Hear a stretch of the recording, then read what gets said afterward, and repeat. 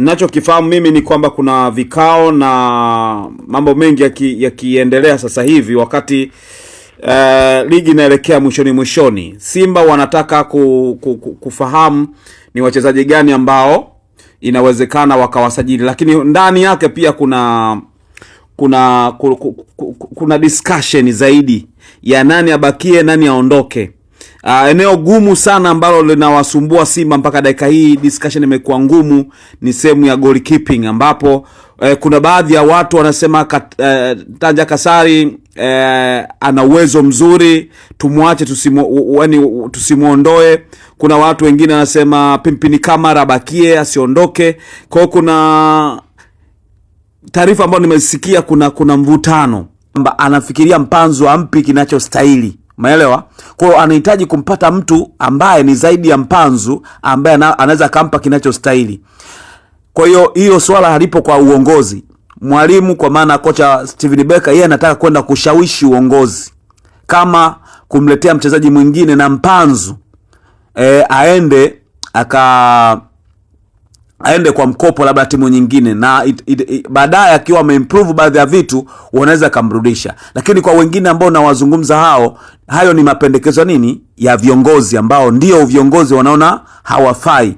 Kwa hiyo unatufuatilia mara kadhaa, basi haujakosea kabisa kuwa mwanafamilia wetu, na hakika hapo ulipo sehemu sahihi kabisa ya kuwa na sisi. Nikukaribishe, tuna mengi ya kimichezo kuzungumza sisi na wewe ambaye unatutazama muda huu. Nipo na mchambuzi kutokea pale mjini FM wa kuitwa Lugano Israel. Tupo hapa kwa ajili ya kuweza kuzungumza ya kimichezo zaidi. Kubwa, kuna tetesi baadhi ya wachezaji wanahusishwa kuachwa kwenye klabu ya Simba Sports Club, lakini pia wapo ambao wanakuja kuchukua nafasi zao. Tupo hapa kwa ajili ya kuweza kukujulisha wewe ambaye unatutazama sasa hivi. Ungana na Lugano Israel moja kwa moja, ambapo yeye ana details kamili kuhusu wachezaji gani wanaondoka kwenye klabu ya Simba, lakini pia wachezaji gani wanasajiliwa kwenye klabu ya Simba Sports Club. Lugano Israel, upo live moja kwa moja, karibu sana. Mambo vipi ndugu yangu Beni? Kupata wewe, endelea moja kwa moja. Yeah, ulitaka kufahamu kwanza tuanze na nini? Tuanze na tetesi kabla tujafika sehemu zingine huko, lakini tuanze na tetesi wachezaji gani wanaachwa kwenye klabu ya Simba, lakini pia wachezaji gani wanasajiliwa kwenye klabu hiyo ya Simba Sports Club. Sawa, kuhusiana na tetesi za wachezaji ambao huenda wakaachwa ndani ya Simba, ninachokifahamu mimi ni kwamba kuna vikao na mambo mengi yakiendelea sasa hivi wakati ligi inaelekea mwishoni. Simba wanataka kufahamu ni wachezaji gani ambao inawezekana wakawasajili, lakini ndani yake pia kuna discussion zaidi ya nani abakie nani aondoke. Eneo gumu sana ambalo linawasumbua Simba mpaka dakika hii, discussion imekuwa ngumu, ni sehemu ya goalkeeping ambapo kuna baadhi ya watu wanasema Tanja Kasari ana uwezo mzuri, tumwache tusimuondoe. Kuna watu wengine wanasema Pimpini Kamara bakie asiondoke. Kwa hiyo kuna taarifa ambayo nimesikia kuna mvutano juu ya goalkeeper yupi abakie ndani ya kikosi cha Simba. Je, Tanja Kasari vipi aondoke au abakie?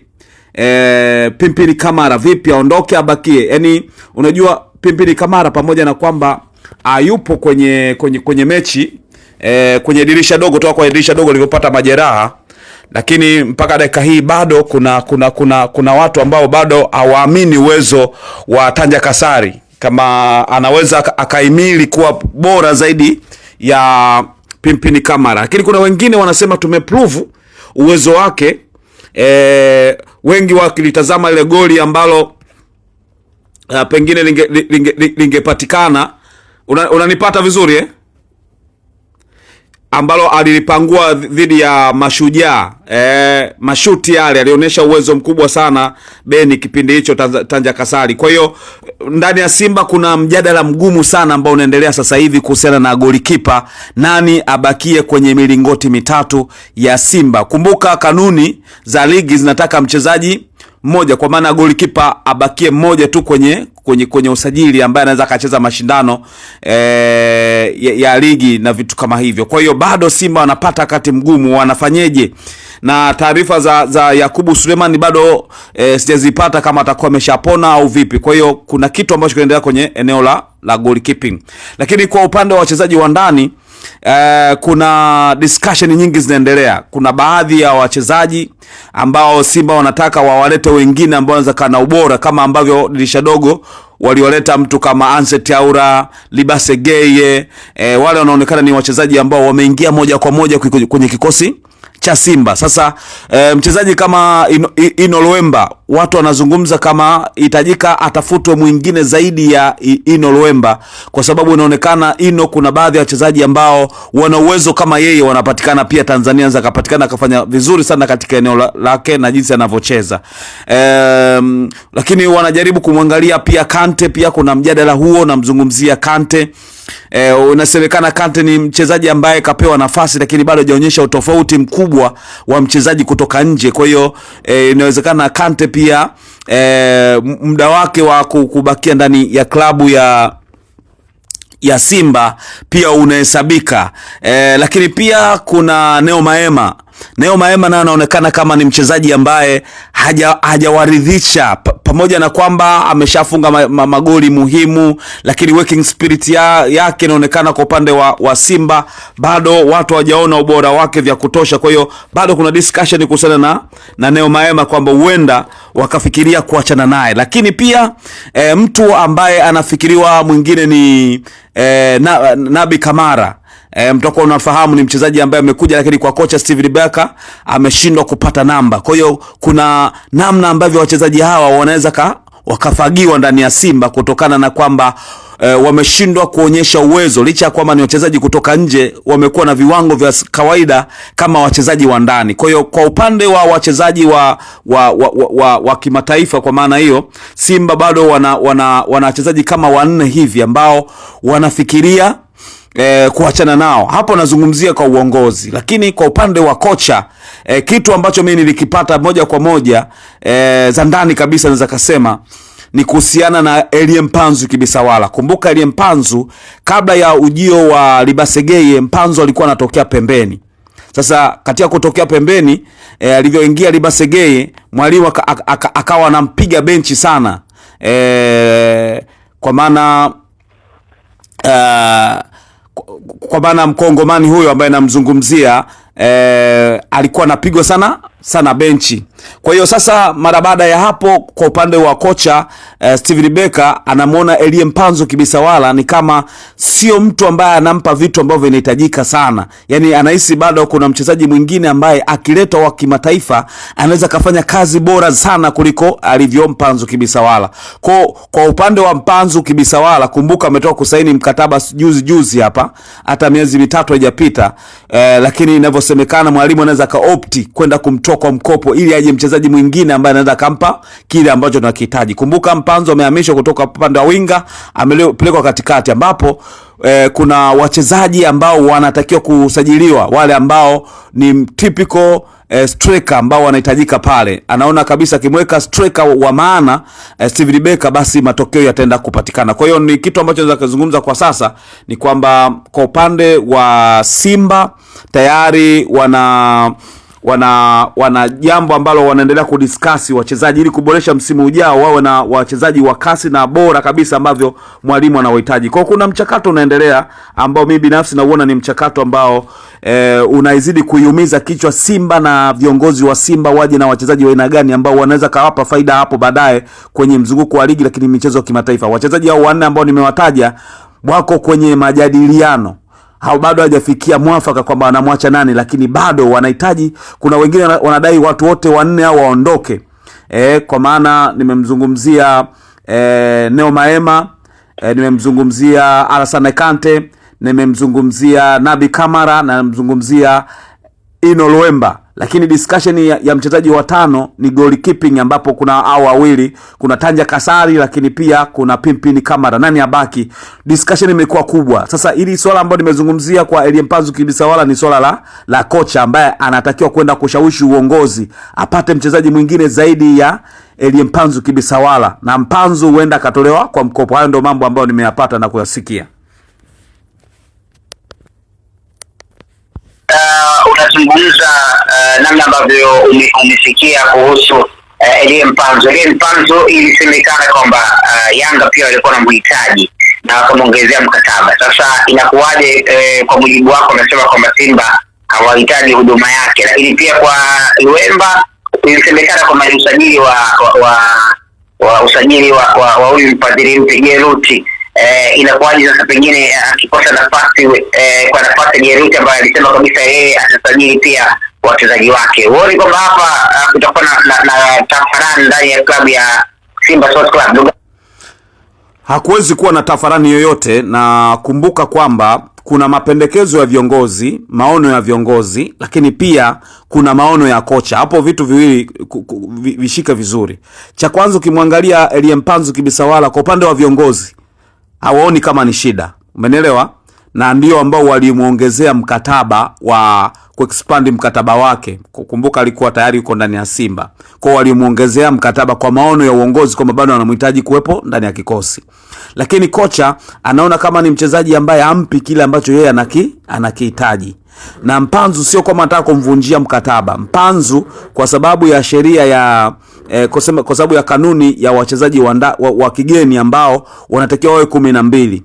Kwa hiyo anaona kama Mpanzu ampi kitu ambacho ni bora sana. Umenielewa? Kwa hiyo anafikiria kwamba Mpanzu, na hizo ni za ndani na sio uthibitisho, ni za ndani ambazo tunazungumzwa. Mwalimu alizungumza na watu ambao wanamzunguka kwenye benchi lake la ufundi. Sasa hizi zimevuja kutoka kwenye kila anachokifikiria mwalimu kwenda kwenye njia zingine mpaka kunifikia na mimi, kwamba anafikiria Mpanzu ampi kinachostahili. Umeelewa? Kwa hiyo anahitaji kumpata mtu ambaye ni zaidi ya Mpanzu, ambaye anaweza kumpa kinachostahili. Kwa hiyo swala halipo kwa uongozi. Mwalimu kwa maana kocha Steven Becker, yeye anataka kwenda kushawishi uongozi kama kumletea mchezaji mwingine na Mpanzu aende kwa mkopo labda timu nyingine, na baadaye akiwa ameimprove baadhi ya vitu wanaweza kumrudisha. Lakini kwa wengine ambao nawazungumza hayo ni mapendekezo ya viongozi ambao ndio viongozi wanaona hawafai. Lakini mwalimu ripoti nzima bado hajaitoa kwamba nani anamtaka nani amtaki. Kwa kuna discussion ambayo zinadiskasiwa na viongozi na kuna discussion ambayo inahusiana na kocha mwenyewe wa klabu ya Simba Steven Becker. Kwa hapo kuna utofauti kidogo. Lakini nimezungumzia pia kuhusiana na swala la Ino Luemba, mchezaji ambaye amesajiliwa na Jeruti. Ino Luemba sio kwamba hawezi kuondolewa kama hajakidhi vigezo. Umeelewa? Na hiyo discussion inayoendelea ni pale ambapo vigezo watakuwa wamepitisha kwamba ni mchezaji mzuri, labda amekosa nafasi ya kutosha au kuna sehemu wanaona anaweza akafika huko baadaye na vitu kama hivyo, wanaweza kumbakiza. Kwa majadiliano yanaendelea. Kwa hiyo swala la kwamba kwa sababu alisajiliwa na Jeruti basi hawezi kuondolewa sio kweli, kwa sababu Jeruti mwenyewe alisajili mchezaji kwa matakwa ya yule ambao mashabiki wanamhitaji na viongozi wamempitisha. Kwa hiyo anawezekana akaondolewa huyu, pengine kuuzwa, kutolewa kwa mkopo au kuachwa, lakini bado akamsajili mchezaji mwingine, kwa sababu alisema kila msimu atasajili mchezaji mmoja ambaye ni chaguo la mashabiki. Kwa hiyo bado yuko kwenye njia sahihi, na uongozi kama utaona Luemba atoshi, basi pia atakuwa kwenye njia sahihi. Kwa hiyo ndio kitu ambacho mimi nakizungumza hapo. Sasa tuzungumze hili Lugano kwa upana kidogo wakati tunamalizia.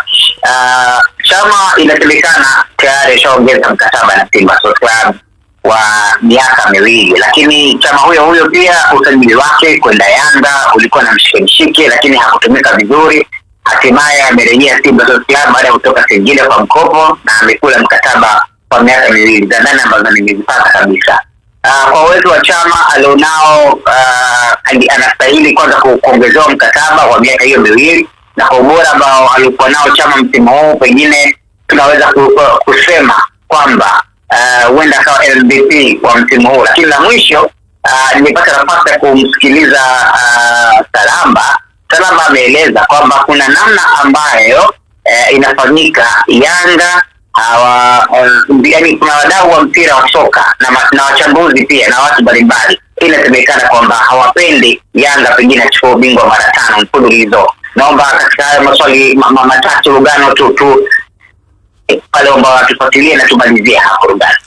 Labda nadhani hilo la Yanga na wadau kwamba wapendi kwamba Yanga achukue ubingwa, nadhani hilo tulitafutie muda na tuliongee kwa upana zaidi. Lakini kwa upande wa swala la chama, nadhani tukaliongea kiupana zaidi kwa sasa na likatosha kabisa kwa mjadala ukawa na uchambuzi mzuri. Unajua Chama kuongezewa mkataba na Simba ni kitu ambacho unaweza kusema hakiepukiki. Kwa sababu gani? Chama ameisaidia Simba mpaka sasa kuwa na ubora uliokuwa nao. Umeelewa? Kwa upande wangu ninaona ni sahihi Chama kuongezewa mkataba, lakini sioni kama sahihi kwa Chama kuongezewa mkataba ya miaka 2. Chama ili umsaidie Chama uwe bora, ilitakiwa Chama ongezewe mkataba wa mwaka 1. Na kama bado hawajafanya maamuzi ya kumongezea mkataba miaka 2, nadhani discussion yao idili kwenda kuhakikisha kwamba haimfanyi Chama kuwa comfortable ndani ya kikosi cha Simba. Imfanye Chama kuwa mtu wa kuendelea kuomba kuendelea kubakia ndani ya Simba akionyesha kiwango kikubwa kizuri. Mimi nilikuwa natamani kumuona Chama kama Simba angekuwa na umakini wa kumpa mkataba Chama, basi lazima iwe mwaka 1 ili Chama aweze kujua kutumikia mkataba wake vizuri. Kwa sababu tuna rekodi za Chama kipindi cha nyuma, mkataba ikiwa na miaka 3 2 hakupi kile ambacho kinastahili Chama. Ila ukibakia mwaka au siku kadhaa utaona Chama ambavyo anakuwa na safa. Ni kama vile ambavyo kuna msemo unasema ukitaka kujua kinyonga anajua kukimbia, basi wewe choma msitu, utaona mbio za kinyonga zinakuwa ni ndefu kuliko za mnyama wote au mdudu yoyote yule. Sasa ndio kitu ambacho huwa mara nyingi Chama anakifanya, kwamba kipindi msimu unakuwa umebakia mwaka 1 au miezi kadhaa, utaona nguvu ya Chama jinsi anavyojitoa kwa sababu ya kulinda mkataba wake na value yake katika timu hiyo. Kwa hiyo ili Simba muone Chama bora hii na ubora huu ambao unaendelea, wamwekee mkataba mwaka 1. Wakimwekea miaka 2 wanaenda kumpoteza Chama kwenye ubora wake, kwa sababu ataanza kurelax na kutunza nguvu pia ya kuelekea msimu wa pili ya kumalizia ili aonyeshe kitu bora. Kwa mimi nadhani swala la kumpa Chama mkataba mwingine nadhani ni sahihi, kwa sababu kashaonyesha tayari, kasha prove. Lakini wampe mkataba mwaka 1, sio 2 kama ambavyo inasemekana kwamba inawezekana akapewa miaka 2.